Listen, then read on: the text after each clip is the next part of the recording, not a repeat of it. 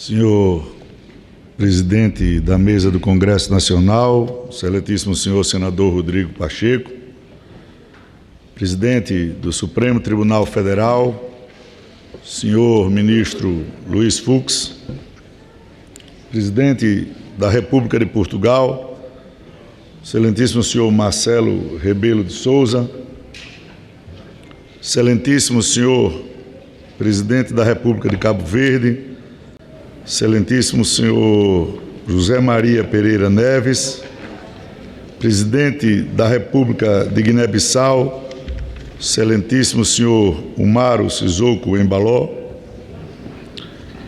procurador-geral da República, senhor Antônio Augusto Brandão Aras.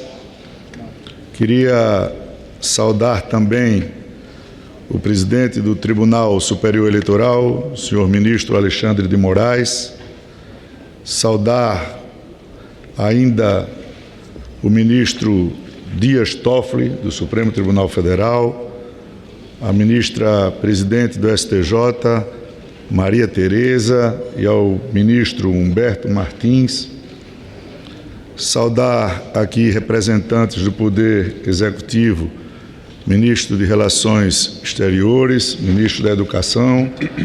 No nome dos dois, saudar a todos que compõem o Poder Executivo, pedir desculpas, mas já pela hierarquia institucional do Congresso Nacional, o presidente Rodrigo Pacheco fez a todos os representantes de países, embaixadores, embaixadoras, de embaixadas, as comitivas dos países de língua portuguesa, que acompanham seus presidentes, sintam-se todos bem-vindos. Saudar, por último, os ex-presidentes do Senado, senador Lobão, ex-presidente do Senado, senador Benevides, e ex-presidentes da República, presidente Michel Temer e presidente José Sarney.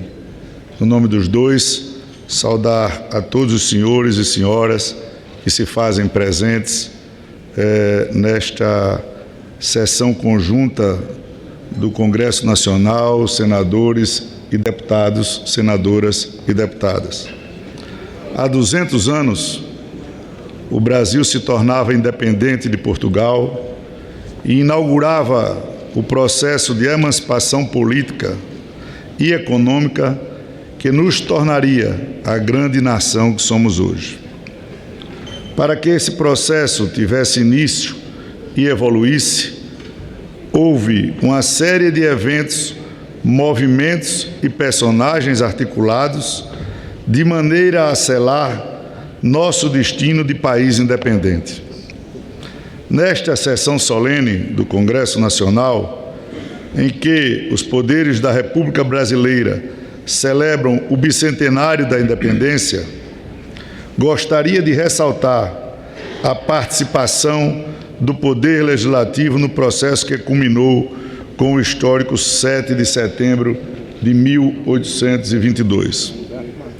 Quando a exitosa Revolução Liberal do Porto exigiu que a monarquia absolutista portuguesa se transformasse em monarquia constitucional, instituiu-se o primeiro parlamento moderno de Portugal.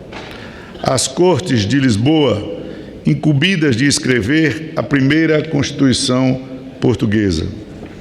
Instaladas em 1821, constituíram-se estas Cortes de parlamentares eleitos por Portugal e parlamentares eleitos pelas províncias brasileiras, já que o Brasil, desde 1815, tinha o mesmo status de reino que Portugal. Foi com entusiasmo que esses deputados pioneiros abraçaram a tarefa legislativa, mas logo divergências irreconciliáveis os dividiram. Propugnavam os constituintes portugueses a intenção de devolver ao Brasil a antiga condição política e econômica de colônia.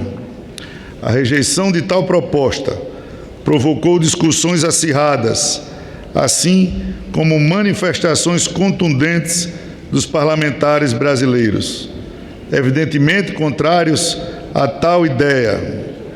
Tanto lá quanto em terras brasileiras, o projeto separatista encontrava solo apropriado para germinar.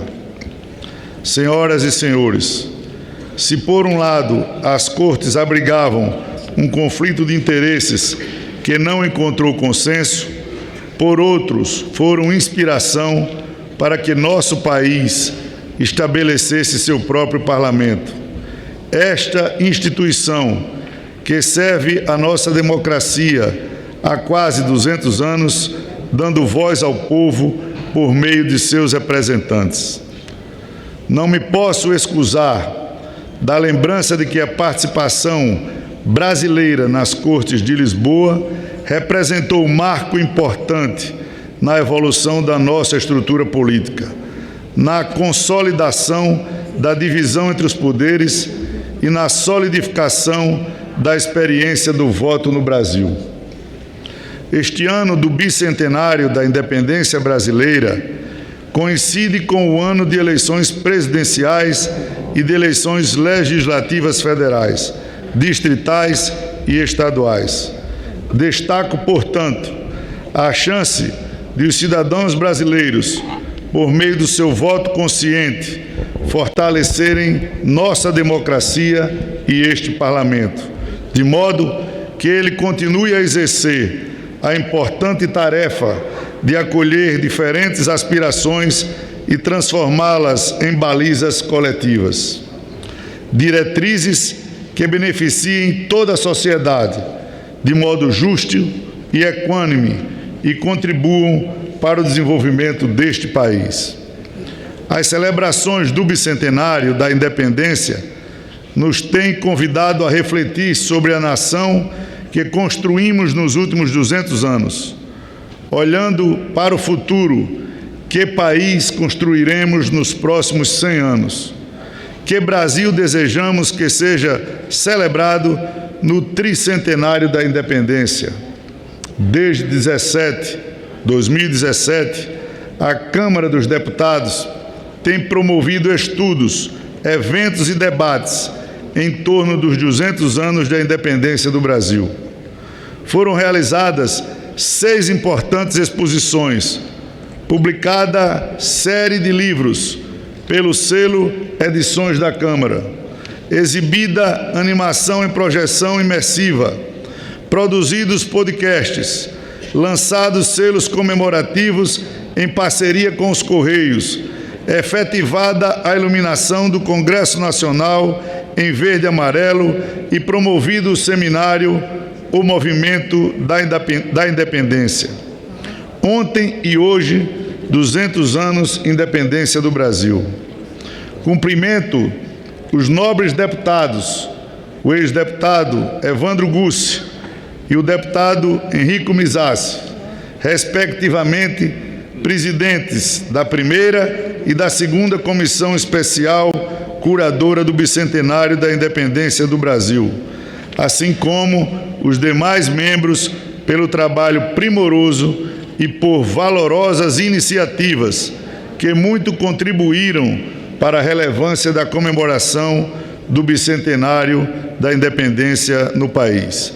Agradeço ainda ao Centro Cultural da Câmara dos Deputados, ao Centro de Documentação e Informação e à Consultoria Legislativa pelo inestimável apoio técnico, estendendo a mesma manifestação aos servidores envolvidos no planejamento e na execução das atividades comemorativas. Por fim, agradeço a Portugal o abraço fraterno e o profundo respeito desta Casa Legislativa. Embora unidos por grande afeto, pela admiração mútua, pelas boas relações diplomáticas e comerciais, por nossa cultura comum, pelo sentimento lusófono, por nossa história compartilhada. Muito obrigado a todos.